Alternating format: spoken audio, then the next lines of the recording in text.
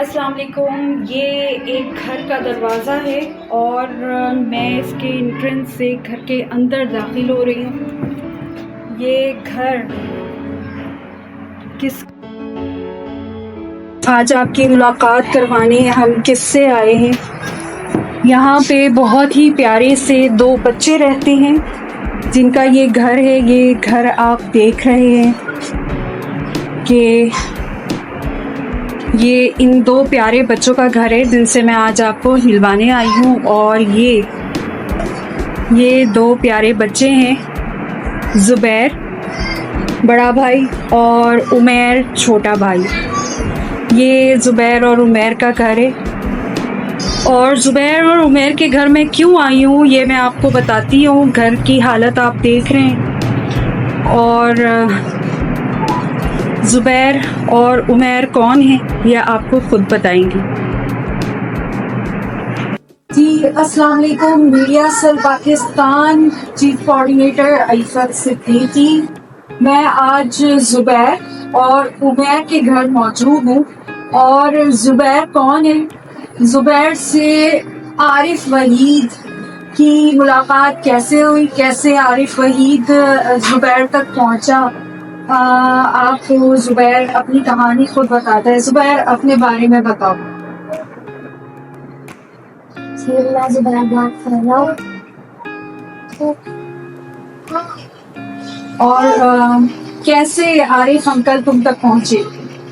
जी बोला उन्होंने मेरा इंटरव्यू देखा था बैंकर में मेरा इंटरव्यू लिया था। कौन से चैनल से? ये ठीक है। और वो मैंने इंटरव्यू देखा था तो मेरे पास उन्होंने वो मेरा नंबर ढूंढ कर मेरे पास बात कर दिया था। यहाँ पर फिर मेरे साथ बात। अच्छा, तो इंटरव्यू में क्या था ऐसा जो आरिफ अंकल तुम तक पहुँचे, तुम्हें ढूंढते? मेरी मजबूरी थी जो मेरे पास। क्या मजबूरी थी? क्या कर रहे थे तुम उस वक्त जब तुम्हारा इंटरव्यू लिया गया? मैं उस टाइम इधर काम करता था। ये कितने साल पहले की बात है ज़ुबैर? अभी तुम इतने छोटे से हो। ये तकरीबन मैंने 3-4 साल काम किया। 3-4 साल तुमने काम किया। क्यों काम करना पड़ा तुम्हारे क्या मसले थे जिसकी वजह से तुम काम करते थे और क्या काम करते थे? मैं जिस लिए काम करता था वो मैं पहले मेरा पापा था तो वो थे तो मैं पढ़ने के लिए आऊँ लेकिन मैं वो उनकी तबीयत खराब हो गई थी तो फिर वो ना बहुत हो गया। फिर बड़ा भाई था तो वो भी काम करवाता था मेरे साथ। तो वो काम करता था तो फिर ना उसके साथ उसकी वो तबीयत खराब हो गई तो वो मम्मा का काम करने लगे घरों में तो मुझसे देखा नहीं गया। फिर इतना ज्यादा हालात खराब हो गए तो वो मैं ना मांगने चली गई थी। तो फिर मुझे बहुत ज्यादा बुरा लगा तो मैंने कहा वो मुझे आप ना मांगे और मैं घरों में काम करे, मुझे अच्छा नहीं लगता तो मैं खुद काम करती। तो फिर उसके बाद मैंने खुद काम किया तो फिर मेरा बड़ा भाई था। अच्छा, मतलब जब भाई बहुत नहीं हुआ था तो तुम साथ भाई के साथ काम करने निकल गए। तो तुम क्या काम करते थे ज़ुबैर? मैं उधर ये मार्केट में ना उधर ये बाइक के जो बाइकों के ब्रेक पर भड़कते हैं बहुत अच्छा।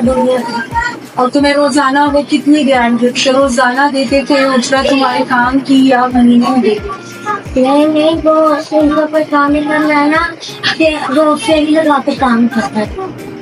अच्छा, उसमें तुम कितना कमाते थे और कैसे घर का खर्चा चलता था? तो वो उसका 300-400-500 ऐसे कभी कभी लगता ही नहीं था। और पढ़ाई छूट गई थी तुम्हारी? हाँ जी। जब पढ़ाई छूटी थी तुम कौन सी क्लास में थे? जब मैं प्रार्थना सवाल में होने वाला था। क्या उम्र थी तुम्हारी उस वक्त? तो इस वक्त मेरी 7-8 साल की 6 साल। अच्छा, आरिफ अंकल से तुम्हारी मुलाकात कितने साल पहले हुई, और फिर आरिफ अंकल ने क्या बात की और क्या किया आरिफ अंकल ने? मैं तकरीबन उन्हें 8-9 महीना बाद सदाफ्त हो गया। मैं तो उन्होंने फिर मेरे हालात वगैरह पूछे, तो सब कुछ किया और फिर बाद में मैंने मेरी मदद की। क्या मदद की? वो उन्होंने मेरे पास फर्स्ट राशन भेजा और साथ में थोड़े दिन पैसे दिए।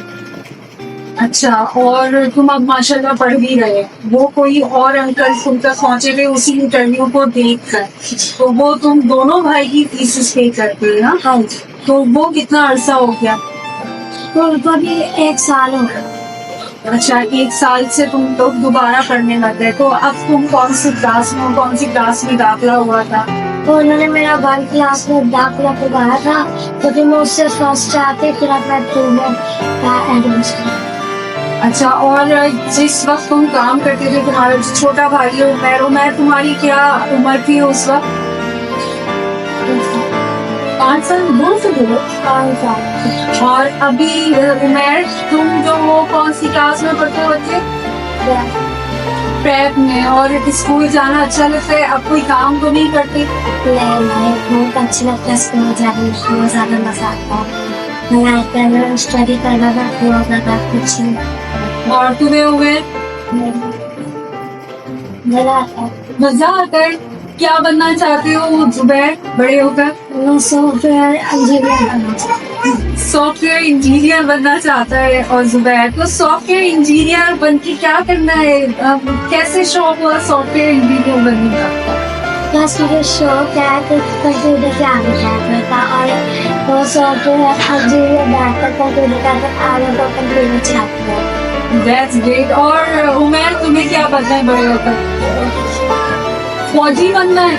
और उमर को क्रिकेट खेलना भी बहुत पसंद है। उमर क्रिकेट भी खेलते हो ना? क्या पसंद है? बैटिंग पसंद है, बॉलिंग पसंद है? बॉलिंग पसंद है। तो क्रिकेटर बनना चाहते हो? जोर से बोलो, आवाज नहीं आ रही। हाँ, क्रिकेटर भी बनना चाहते हो और फौजी भी बनना चाहते हो। That's great. अच्छा, फौजी बन के क्या करोगे? फौजी बन के जंग करेगा भाई, ये तो खतरनाक वाला फौजी बनना चाहता है, जंग करवाएगा। अच्छा, और क्रिकेटर बनकर क्या करोगे? मैच खेलेगा। और जुबैर तो सॉफ्टवेयर इंजीनियर बनेगा। और बताओ जुबैर, अब जो है तुम्हारे हालात थोड़े बेहतर हुए, अभी भी आप घर में रहते हो और खेलते कूदते हो? क्या क्या खेलते हो? क्या पसंद है? दोस्त बनाते हो? जी, वो ना पहले से कुछ बहुत अल्हम्दुलिल्लाह। और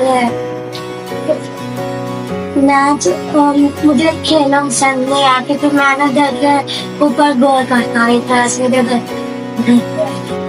अच्छा, पढ़ाई में और घर में और पेट में क्लास में अच्छे नंबरों से पास होते हो इंशाल्लाह।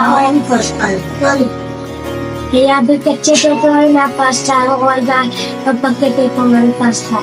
माशाल्लाह, आप लोगों ने देखा जुबैर माशाल्लाह कितना हिम्मत वाला बच्चा है। और ये जुबैर की कहानी नहीं है या उमर की कहानी नहीं है, पाकिस्तान में ऐसे बहुत से बच्चे हैं जिनकी कहानी जुबैर और उमर जैसी है, जो हमें सड़कों पर कोई मेहनत करते हुए नजर आते हैं। और बदकिस्मती से हम उनमें से अक्सर बच्चों को पेशावर समझते हैं कि ये तो इनका पेशा है और ये मेहनत मजदूरी के नाम पर मांगने का इन्होंने कोई ढंग सीखा हुआ है। लेकिन अगर आरिफ अली जैसे लोग करते भी हैं मदद, उन्हीं के बलबूते पर दुनिया कायम है। ऐसे छोटी छोटी नेकियां किसी भी हिस्से में नहीं की जाती, लेकिन ये अल्लाह ताला के यहाँ बहुत मायने रखती हैं।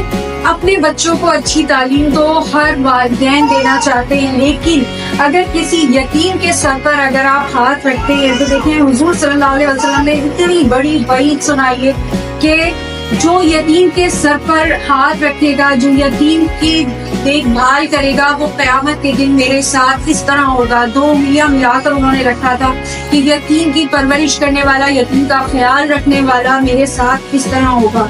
तो अगर हम अपने बच्चों के साथ, वो तो हमारा फर्ज बनता है कि हम अपने बच्चों को अच्छी तालीम, अच्छा मुस्तकबिल दें। देखिए, गरीब का जो हाल है वो अगर कोई चीज बदल सकती है तो वो तालीम और शऊर है। उसके पास कोई कारोबार नहीं होता खानदानी, ठीक है, तालीम ही वो चीज होती है जिससे वो अपना और अपने खानदान का, अपने माँ बाप का, बहन भाइयों का और आगे चलकर अपने औलादों का, अपनी फैमिली का एक अच्छा मुस्तकबिल बना सकता है। और अगर वो अपने लिए एक अच्छा इंसान बनेगा, पढ़ लिख कर एक मुफीद इंसान बनेगा, तो ऑब्वियसली उससे पूरे मुआशरे को फायदा होता है और उससे पूरे मुल्क को फायदा होता है। तो हमें भी ऐसा बीड़ा उठाना चाहिए कि अपनी औलादों की तालीम और तरबियत के साथ साथ हम अगर एक एक बच्चे की तालीम भी अपने सर पर जिम्मेदारी की तरह आयद कर ले। एक बच्चे के तालीम का खर्चा मुखय्यर हजरात के लिए तो कोई माने नहीं रखता, लेकिन उस बच्चे के लिए, उस बच्चे के खानदान के लिए, उसकी जिंदगी के लिए, उसके मुस्तकबिल के लिए वो एक बहुत बड़ा जिहाद होता है, जिसमें हमें कार खैर समझ कर किरदार अदा करना चाहिए ताकि जुबैर और उमैर जैसे बच्चों के ख्वाब पूरे हो सके। वो गली कूचों में हमें मेहनत करने पर मजबूर ना नजर आए, बल्कि वो स्कूल जाते हुए नजर आए।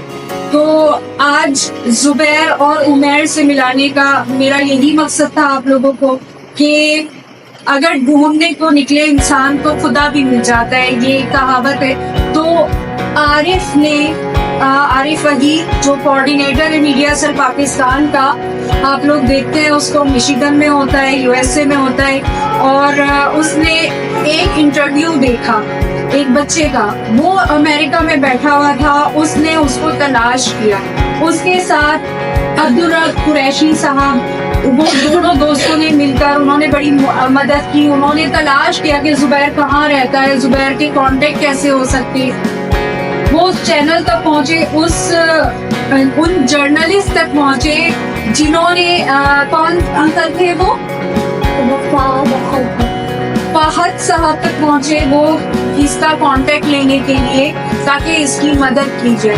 अगर वो भी आम हमारी तरह और हमारी जो अक्सर लोग हैं उनकी तरह ये सोचते कि ये बच्चा भी उन्हीं लोगों की तरह है, जैसे मतलब बैगिंग, आपको पता है गदागरी एक पेशा बन गया है पाकिस्तान में, ये भी बड़ा ही एक हमारा अलमिया है। और हम ये समझते हैं कि जिस तरह से गदागर नित नए तरीके निकाल कर लोगों को इमोशनली ब्लैकमेल करते हैं और पैसे कमाने की कोशिश करते हैं, कोई मेहनत कश बनकर जो है भीख मांगते हैं, तो उसी तरह हम समझते हैं अगर आरिफ अली जैसे लोग भी यही समझते रहे तो ये बच्चे हमेशा इसी तरीके से सड़कों पर रुलते रहे। और जाहिर है अगर गदागर बच्चे भी, उनके सर पे भी कोई हाथ रख दे, उनकी भी मजबूरियां होती हैं, उनमें से भी अक्सर यतीम होते हैं। आपने सुना कि जुबैर की अम्मी जो है वो इस कदर मजबूर हो गई थी कि उनको भी मांगने के लिए निकलना पड़ा, लेकिन जुबैर को अल्लाह ताला ने इतनी छोटी सी उम्र में, उस वक्त ये इतना छोटा था और उस वक्त उसको इतनी समझ दी कि उससे बर्दाश्त नहीं हुआ कि उसकी वालदा जो है वो घरों में जाकर काम करे। तो उसने जो है खुद बीड़ा उठाया और उसकी नीयत देखें कि कितनी साफ थी कि अल्लाह ताला ने एक जरिया बना दिया कि आज वो काम भी नहीं कर रहा इंशाल्लाह, और वो काम तो भी करता, उसका पढ़ाई में दिल लगता, लेकिन जिम्मेदारी इतनी है कि वो खेल कूद में नहीं बल्कि अपनी अम्मी के साथ अपने घर की देखभाल करता है, अपनी अम्मी को ज्यादा से ज्यादा आराम पहुंचाता है। तो माशाल्लाह ऐसे बच्चे हमारे मुल्क का सरमाया है, इनको बर्बाद होने से, इनको गलियों सड़कों पर रुलने से बचाएं। शुक्रिया बहुत बहुत।